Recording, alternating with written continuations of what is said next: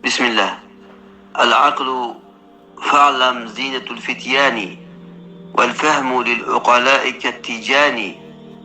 Aql yigitlarning zinatidir, bilib oling. Fahm farosat aqllilarga tojlar kabidir. Ya'ni aqlli odamlar uchun toj kabi. Kam min saghirin zi mawahib jammatin fatafuhu minhu ka ajmal ar-rihani. Qancha yosh bola bor, lekin ko'p qobiliyatlari bor. Ko'p qobiliyatlar egasi.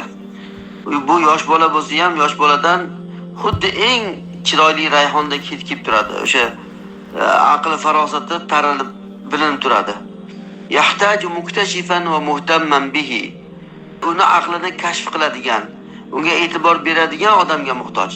Kayla yadi'a bi alamin nisyani, unutish olamida yo'qolib ketmasligi uchun. Innan nabiyya lahu maziyyu inayatin bitnabighin va abraz as-sibyani. Payg'ambar sollallohu alayhi vasallamni alohida ortiqcha e'tibor berganlari bor. O'sha o'tkir bolalarga, nabigh deb o'sha o'tkir yetishib chiqayotgan bolalarga, ko'zga ko'ringan yigitlarga, bolachalarga. Lamma ra'a aqlan wa husna tasarrufin ma kana zaliya murraduna bayani. Rasululloh qachon bir aqlli ko'rsalar, chiroyli tasarruf qilayotganini ko'rsalar, yosh bola bo'lsa ham bayon qilmasdan o'tib ketmaslar degan. E'tibor bermasdan. Fabihi ashada mushajjian va muayyidan. O'sha aqlli bolani, chiroyli tasarruf qilgan bolani qo'llab, shijoatlantirib ko'tarardilar degan ashada. Yaxshiligiga yaxshilik bilan javob berish uchun. Kamza yaxussuhum bi ilmin zaidin. Qancha bu kishi ortiqcha ilmni xos qilib berganlar. Ya'ni o'sha yosh bolalar bo'lsa ham, aqlli bo'lsa, shu aqlli bolaga ortiqcha bir ma'lumot berganlar, xos o'ziga.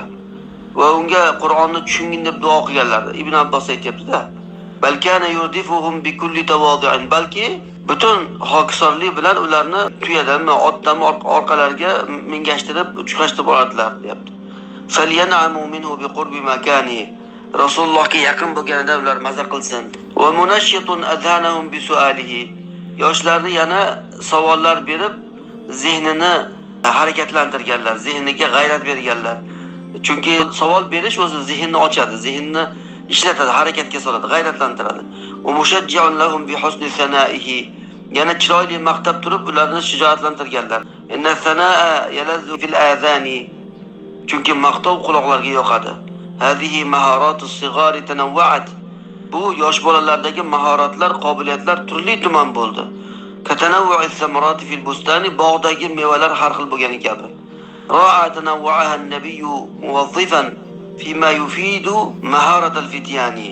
Payg'ambarimiz shu yosh bolalardagi qobiliyatlarni har xilligini rioya qildilar, hammasini ishlatdilar. O'sha foydali narsaga ishlatdilar, o'sha yigitlarning mahoratini.